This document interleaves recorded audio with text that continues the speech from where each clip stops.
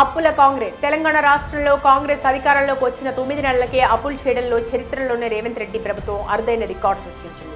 కేసీఆర్ ఏమో 150 ఎకరాలు వేసుకుంటాడు, మన అయ్యా జాగీరిస్తుండా, మన ఆస్తి రాసిస్తుండా. ఏడాది జూలైలో ఏకంగా 10,392 కోట్ల అప్పు చేసింది. తద్వారా గత 10 ఏళ్లలో ఎన్నడూ లేని విధంగా ఒకే నెలలో 10,000 కోట్లకు పైగా అప్పుతో చరిత్ర సృష్టించింది. ఈ విషయాన్ని స్వయంగా రాష్ట్ర ప్రభుత్వమే controller and auditor general CAG నివేదించింది.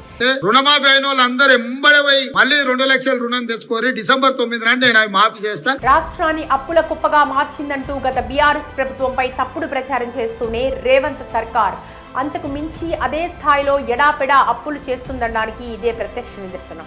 ఎంబడే పోయి బ్యాంకు పోయి లోన్లు తెచ్చుకోరి, వచ్చిన ఎంబడే నేను రుణమాఫీ చేస్తా. అయితే రాష్ట్ర ప్రభుత్వం వెల్లడించిన నివేదిక ప్రకారం ఈ ఏడాది జూలైలో వచ్చిన ఆదాయం కంటే రేవంత్ రెడ్డి సర్కార్ చేసిన అప్పే ఎక్కువగా ఉంది. జూలైలో పన్నుల రూపేణా రేవంత్ సర్కార్ దాదాపు 9,966 కోట్లు, నాన్ ట్యాక్స్ రెవెన్యూ కింద 257 కోట్లు, లోన్లు అడ్వాన్స్ల రికవరీ రూపంలో 3.62 కోట్లు కలిపి రాష్ట్రానికి మొత్తంగా 10,226,046 కోట్ల ఆదాయం వచ్చినట్లుగా గణాంకాలు స్పష్టం చేస్తున్నాయి. అయితే ఇదే నెలలో ప్రభుత్వం తెచ్చిన అప్పు 10,392,071 కోట్లు. ఈ లెక్కన రాష్ట్రానికి వచ్చిన ఆదాయం కంటే అప్పే 141,013 కోట్లు ఎక్కువైంది.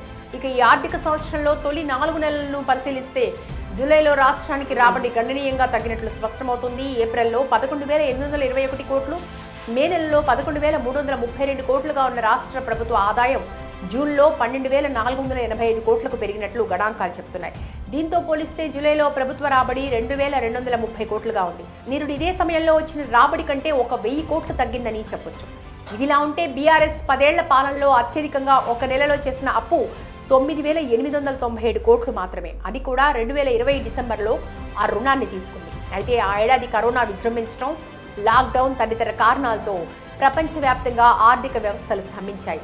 ప్రభుత్వాలకు రాబడి పడిపోయింది. ఈ నేపథ్యంలో అటు ప్రభుత్వ నిర్వహణతో పాటు సంక్షేమ పథకాలు కొనసాగించడంలో కేసీఆర్ సర్కార్కు ఇబ్బందిగా మారిన కారణంగా అప్పులు చేయాల్సి వచ్చింది. కానీ ఈ ఏడాదిలో జూలైలో అలాంటి పరిస్థితులు లేవు.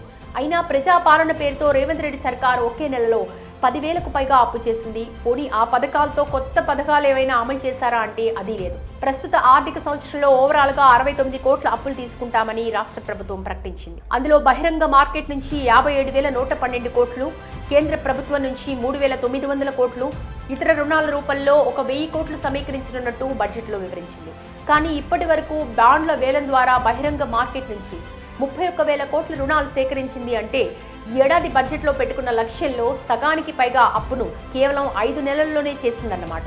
దీంతో మిగతా 7 నెలల్లో రేవంత్ సర్కార్ రాష్ట్ర ప్రజల నెత్తిపై ఇంకెంత అప్పుల మూటను పెడుతుందోనని ఆర్థిక నిపుణులు ఆందోళన వ్యక్తం చేస్తున్నారు.